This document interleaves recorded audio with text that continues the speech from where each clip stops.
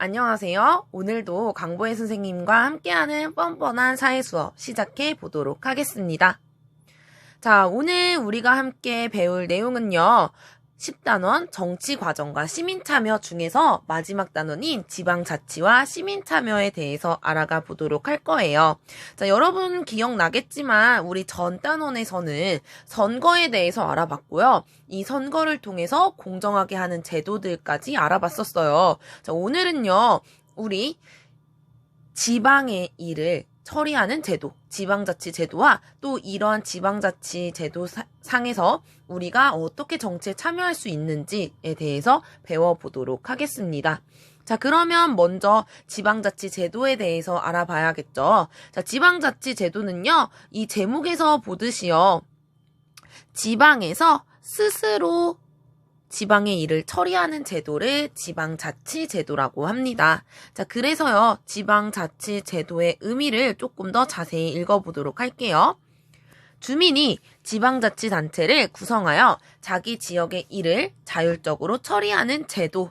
자, 우리 지방의 일을, 지역의 일은 그 지방의 사람들이 더 잘 알고 있죠. 그런데 이 지방의 일에 국가가 간섭을 하면은 더 잘못된 길로 갈 수가 있어요. 그래서 지방의 일은 그 지방을 잘 아는 지역에서 스스로 처리하게 하는 제도를 둔 건데요. 그 제도가 바로 무엇이냐? 지방자치 제도인 거예요. 자, 그럼 이러한 지방자치 제도의 의의에 대해서 알아가 보도록 하겠습니다. 자, 의의 첫 번째, 중앙정부의 국가 권력이 집중되는 것을 막아줌. 당연하죠. 국가의 모든 일을 중앙정부가 하게 되면요, 중앙정부에 너무나 막강한 힘이 생겨요. 그렇기 때문에 국가 권력이 중앙정부에 집중되는 것을 막고, 지방에서 각자 지방에 맞는, 실정에 맞는 정치를 하면서, 국토의 대부분의 나라에서 골고루 일들이 처리될 수 있도록 하는 이 제도가 지방자치 제도라는 것입니다. 자, 그래서 지방자치 제도를 통해 우리는 뭐를 실현한다? 권력 분립을 실현할 수 있다라는 게 첫 번째 의의였어요. 두 번째 의의 한번 보도록 할게요. 주민이 민주주의를 배우고 실천하는 장이다. 자, 이건 무슨 말이냐면 사실 우리가 민주주의라고 말을 하지만 국가의 일은 사실상 국민들이 막 적극적으로 참여하기는 힘들어요. 그렇지만 지방의 일은 내가 살고 있고 내가 잘 알고 있기 때문에 참여하기가 쉽죠. 그래서 주민들이 민주주의를 배우고 실천하는 그 장이 지방자치 제도가 됩니다. 그래서 우리는 지방자치 제도를 민주주의의 학교라고 불러요. 자, 세 번째 의의는요, 주민 참여로 만들어가는 민주주의다. 지방자치 제도는, 즉, 그걸 우리 뭐라고 부르냐? 풀뿌리 민주주의라고 부릅니다. 뭐라고 부른다고요? 맞아요. 풀뿌리 민주주의. 자, 이거 무슨 말이냐면요, 여러분. 우리 풀뿌리가 어떻게 생겼죠? 자, 이렇게 땅이 있으면, 풀이 이렇게 자랐고, 우리 어렸을 때 놀이터 같은 데 보면은 풀 뽑아본 적 있을 거야. 그럼 풀을 뽑으면요, 이 풀에 뿌리가 어떻게 생겼냐면 슉슉슉슉슉슉슉 해서 이렇게 풀의 뿌리가 이렇게 생겼을 거예요. 자, 이렇게 이 풀뿌리 민주주의라는 말은 뭐냐면 가느다란 이 풀뿌리에서부터 풀이 자란다는 거예요. 즉 무슨 말이에요? 가느다란 이 지방에서부터 주민 개개인이 민주주의를 실현해 가기 때문에 우리의 민주주의의 장이 펼쳐진다라는 내용이에요. 그래서 주민들이 실제로 이 민주정치라는 정치제도에 참여할 수 있게 하는 그 제도가 지방자치 제도다. 그리고 이걸 우리는 풀뿌리 민주주의를 이뤘다고 말합니다. 자, 이렇게 해서 지방자치 제도를 봤는데요. 이번에는 지방자치 제도의 구성에 대해서 보도록 할게요. 자, 우리나라 지방자치 제도는요. 자, 이 표부터 먼저 볼까요? 조직도를 보면은 이렇게 생겼어요. 그래서 지방자치단체는 광역자치단체와 기초자치단체로 먼저 나뉩니다. 자, 여기도 써있죠? 우리나라에는 여러 가지 행정구역상 특별시, 광역시, 특별자치시, 세종을 말하는 거겠죠? 그 다음에 도, 전라도, 경상도 이런 거, 특별자치도는 제주도를 말하겠죠? 자, 그리고 이걸 제외하고 도 단위 안에 있는 땡땡시, 그리고 땡땡군, 이거는 시 안에 있는 거겠죠? 그 다음에 또 군 안에 있는 뭐 구, 이런 것들에 속하는 기초자치단체. 이렇게 두 가지로 지방자치단체가 나뉘게 되는데요. 광역자치단체부터 먼저 보겠습니다. 광역이란 것은 넓은 지역을 말해요. 지방 중에서도 넓은 지역, 특별시, 광역시, 특별자치시, 도, 특별자치도 같은 이런 광역자치단체에는요. 의결기관, 의결이라는 건 뭐죠? 법을 제정하는 거죠. 자, 법을 제정하는 기관과 그 다음에 집행기관, 그 제정된 법을 시행하는 집행기관으로 나뉘는데 의결기관에는 뭐라고 써 있어요? 시의회, 도의회가 의결기관이 되고요. 집행기관은요. 각 시, 각 도의 짱을 우리 집행기관이라고 불러요. 그래서 시장, 도지사를 우리가 집행기관이라고 합니다. 그럼 기초자치단체는 어떤지 한번 볼게요. 기초자치단체 역시 의결기관과 집행기관으로 나뉘는데요. 의결기관은 역시나 의회, 시의회, 군의회, 그 구의회를 우리 의결기관이라고 하고요. 집행기관은 역시나 짱을 말해요. 그래서 시장, 군수, 구청장 등을 우리 기초자치단체의 집행기관장이라고 합니다. 자, 그러면은 조금 더 자세히 보도록 해볼게요.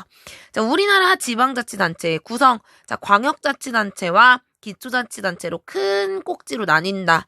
광역자치단체는 특별시, 서울특별시, 광역시, 울산, 인천, 부산, 대전, 대구, 광주 이런 것들이 광역시에 속하죠. 자, 그다음에 특별자치시는 세종시가 있죠. 그 다음에 도는 우리가 아는 강원도, 경기도, 경상도, 전라도 이런 것들이 속하게 되게 충청도까지. 특별자치도는 제주도를 말하죠. 자, 이렇게 해서 광역자치단체가 있다면 기초자치단체는 시, 군, 구가 속한다. 그리고 이러한 지방자치단체의 역할에는 자, 먼저 지방의회 의결기관은 뭐를 제정한대요? 조례를 제정한대요. 조례라는 건 뭐냐면요. 지방에서 각 지방의 실정에 맞는 상황에 맞는 법, 즉 규칙을 제정할 때 이걸 우리 뭐라고 부르냐면 조례라고 불러요. 그 지방에서 실시하는 것, 지방에서 설정되고 만들어지고 그 지방에서 적용되는 법을 우리 조례라고 합니다. 그래서 조례를 제정하고 또 개정, 고치고 이런 일을 지방의회에서 하고요. 또 지역의 예산을 논의하고 확정짓고 그 다음에 집행기관은 뭐죠? 아까 짱이라 그랬죠? 이 사람들이 일을 제대로 하는지 견제하고 감시하는 역할을 지방의회, 의결기관이 합니다. 그러면 지방자치단체의장, 집행기관, 짱들은 무엇을 하느냐? 보겠습니다. 규칙을 제정하고 규칙이란 건 이 법을 좀 더 상세하게 어떻게 할 것인지를 제정하는 거예요. 그다음에 두 번째, 예산. 여기서 심의 확정된 예산을 집행해서 쓴다는 거죠. 그다음에 지역의 행정 사무를 처리하는 것들을 지방자치단체의 장, 집행기관이 하게 됩니다. 이렇게 해서 지방자치 제도에 대해서 봤는데요. 이번에는 이러한 지방자치 제도에서 시민들이 어떻게 참여를 할 수 있는지 그 필요성이 무엇인지에 대해서 보도록 할게요. 자, 주민참여의 필요성.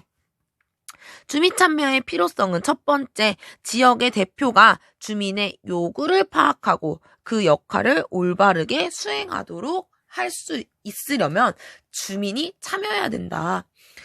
주민이 무관심하게 되면은 내 맘대로 하게 되네? 해도 되네? 라고 생각할 수 있겠죠? 그렇기 때문에 맘대로 하지 못하고 우리 지방이 정말 발전할 수 있도록 참여를 통해서 주민들의 요구가 들어들 수 있게 그 다음에 이 사람이 역할을 올바르게 할 수 있도록 주민 참여가 됐을 때 감시할 수 있다라는 거죠. 두 번째 주민 참여의 필요성, 주민의 의사가 반영될 수 있다는 거죠. 지역 정책에. 이건 우리가 정치 과정에서도 배웠었죠. 정치 과정에서 정치 참여를 해야 정책에 반영이 된다고 했어요. 의견이 표출되어야. 자, 즉 주민 참여를 통해서 의견을 표출해야 우리의 주민들의 의사가 지역 정책에 추진이 됩니다.